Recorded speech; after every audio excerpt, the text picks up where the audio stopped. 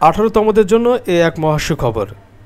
ইতিমধ্যে বেসরকারি শিক্ষা প্রতিষ্ঠানে শিক্ষক নিয়োগের জন্য ষষ্ঠ গণবিজ্ঞপ্তি প্রকাশের কার্যক্রম শুরু করেছে এনটিআরসিএ কর্তৃপক্ষ। এরই মধ্যে স্কুল কলেজের রেজিস্ট্রেশনের কার্যক্রম শুরু করার জন্য তাদের ওয়েবসাইট সচল করেছেন।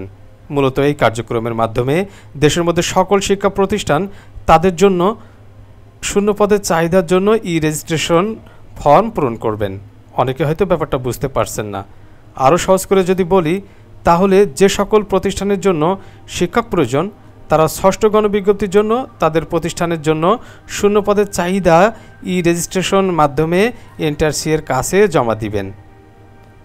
22 সেপ্টেম্বর থেকে 30 সেপ্টেম্বর পর্যন্ত এই কার্যক্রম চলবে। 30 সেপ্টেম্বরের পরে কোনো প্রতিষ্ঠান শূন্য পদের চাহিদা পূরণ করতে পারবেন না। কাজেই এই ভিডিওটি আপনারা বেশি বেশি শেয়ার করুন, কেননা অনেক প্রতিষ্ঠানে শূন্যপদ থাকা সত্ত্বেও এই অল্প সময়ের মধ্যে তথ্যটি না পেলে তারা শূন্যপদের চাহিদার জন্য রেজিস্ট্রেশন মাধ্যমে জমা দিতে ব্যর্থ হবেন। তাই দেরি না করে এখনই শেয়ার করে দিন। একটা কথা মাথায় রাখবেন, শূন্যপদের চাহিদা যত বেশি দেওয়া হবে তত বেশি এনটিআরসিএ 18তমদের লিখিত পরীক্ষায় টিকাবেন। সবচেয়ে খুশি খবর হলো বিশেষ গণবিজ্ঞপ্তি দেওয়া হবে না। তাছাড়া 18তমদের লিখিত ফলাফল শূন্যপদের চাহিদা নেওয়ার উপর ভিত্তি করেই 18তমদের ফলাফল ঘোষণা করবেন।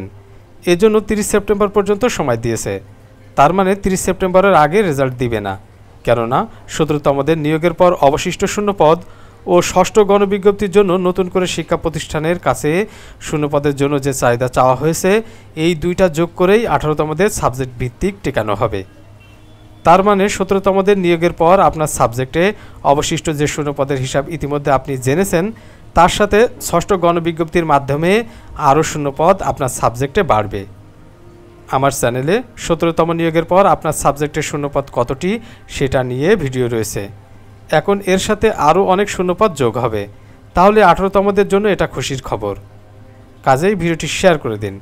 ইনশাল্লাহ 18তম শিক্ষক নিবন্ধনের মাধ্যমে অসংখ্য বেকার ভাই বোনেদের কপাল খুলে যাবে। আপনাদের জন্য দোয়া ও ভালোবাসা রেখে এখানেই শেষ করছি। আল্লাহ হাফেজ।